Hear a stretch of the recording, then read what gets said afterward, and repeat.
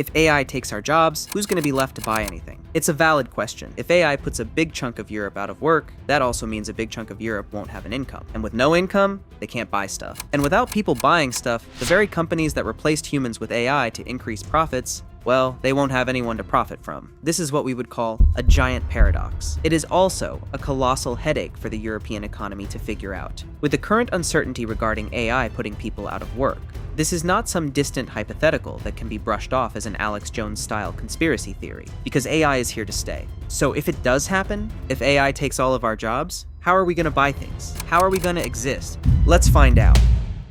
Let's say you're an office worker in Munich. One day, your boss tells you you're out. You've been replaced with AI. What's the first thing you do? Well, you stop spending. You at least pull back significantly. You live on a budget. Okay, that affects your life. But in turn, it also affects a lot of other people's lives. You probably went out for lunch once a week. You got your hair cut once every 6 weeks. You still had that gym membership that you probably should have canceled, but never did out of guilt. All of those businesses also lost a part of their income. Let's say 100 people in your city got laid off at the same time. Well, that lunch place now has 100 fewer tables booked every week. The hairdresser's afternoon shift is now all empty. So what do? Well, they have to fire some of their staff. They cancel plans for that new location they were going to open, and the gym can't get that new equipment. Basically, the euro you would have received, that you're now not receiving, is also affecting a lot of other people. This is what economists call the spending multiplier. Every euro that enters the economy gets spent more than once. You spend it at a local cafe, the barista uses her wages to pay rent, the landlord pays a plumber, the plumber buys supplies. This is the fundamental engine of an economy. Some estimates suggest that for every well-paid office job that disappears, somewhere between 5 and 7 service jobs in that person's orbit are also affected negatively. So let's scale it up. In Europe, consumer spending makes up around 50 to 55% of GDP. Lower than in the US, yes, but still the single largest driver of most European economies. People buying things like groceries, cars, takeout food, gym memberships nobody's actually using.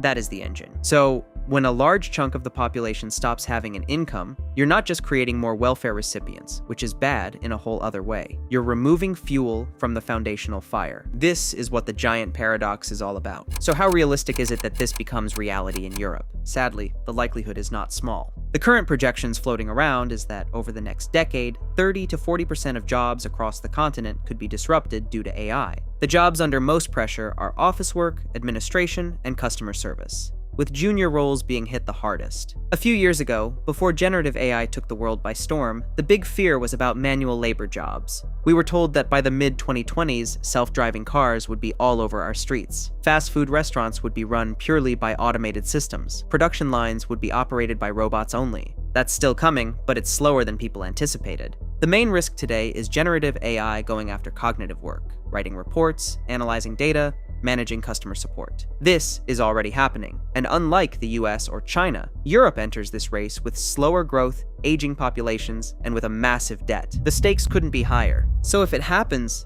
what do we do? What's the counter? As far as I've been able to tell, there's about 3 core ideas circulating of what could happen. These 3 scenarios all have some major flaws, to put it mildly, but I'll let you be the judge of that. Scenario 1, tax the usage of AI and redistribute the money. The basic argument is this: if a company replaces a human worker with an AI system, they pay a tax. That money goes back to the human it replaced, likely in the form of a universal basic income. The goal here would be to keep the consumer economy running even if traditional jobs disappear. In theory, AI creates enormous wealth. We simply tax it at the top and spread it around so our people can keep buying things. But just as with communism, for instance, what sounds good in theory can be disastrous in real life. There's some big problems with AI tax plus UBI. First of all, the numbers we're talking about here are in the trillions. For a UBI to have any sort of meaningful impact, we'd need trillions and trillions of euros annually. But even if we wanted to do that, it'd be very hard to accumulate that. Don't forget this, as of today, the biggest AI companies in the world, the ones actually doing the displacement and raking up the profits, are overwhelmingly American, with China catching up fast. The AI companies themselves are not European. That means that Europe would largely be taxing the use of foreign technology while the real gains flow out to California. It would mean that for a European company to remain competitive, they'd basically have 2 options, both of which kind of suck. Either A, replace European workers with American technology,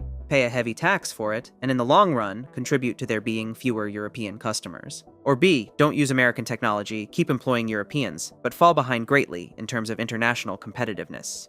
If America, China, and Russia are all leaning in towards AI and Europe does not, we'll be left behind. As long as the technology itself is American, not European, this house of cards falls apart fast. Scenario 2. Do nothing. Let wealth concentrate. This is the default path if Europe fails to act. AI generates huge returns that flow overwhelmingly to the companies aggressively using this foreign technology. Displaced European workers and communities just have to accept their lot in life, I guess. In this scenario, labor's share of the economy keeps shrinking. A smaller group controls a larger slice of the pie. The irony is that even the winners eventually suffer. You can own the most efficient AI-driven factory on the continent, but if millions of Europeans can no longer afford to buy your products, you've automated yourself into a sophisticated dead end. Markets need buyers. This has nothing to do with political ideology. This is just how things work.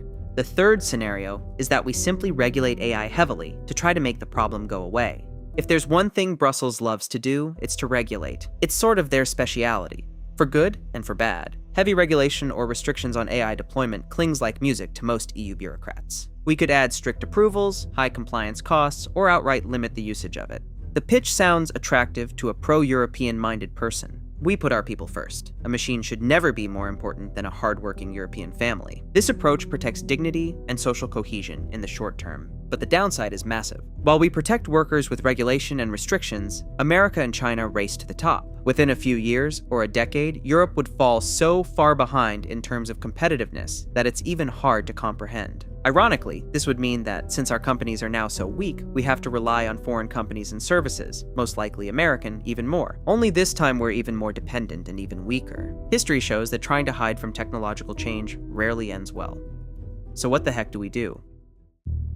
So let's go back to the original question. If AI takes our jobs, who's gonna buy anything? The honest answer is, no one actually knows. Not the AI developers, not the economists, not the politicians, and not us. We are entering uncharted territory, but if current trends continue, the most realistic outcome is not fantastic. If AI displaces jobs on a massive scale without creating enough new income sources, then a lot fewer people will be able to buy things in the way we do today. That's just a fact. The consumer economy runs on the assumption that most people work, earn money, and spend. If that link breaks for a large part of the population, the whole loop is threatened. But it doesn't have to mean total collapse. AI could make many goods and services dramatically cheaper, so we need less money to live decently. That could solve part of the problem. It could also just be that new jobs we can barely imagine today appear. Just like how an office worker would be impossible to imagine 200 years ago.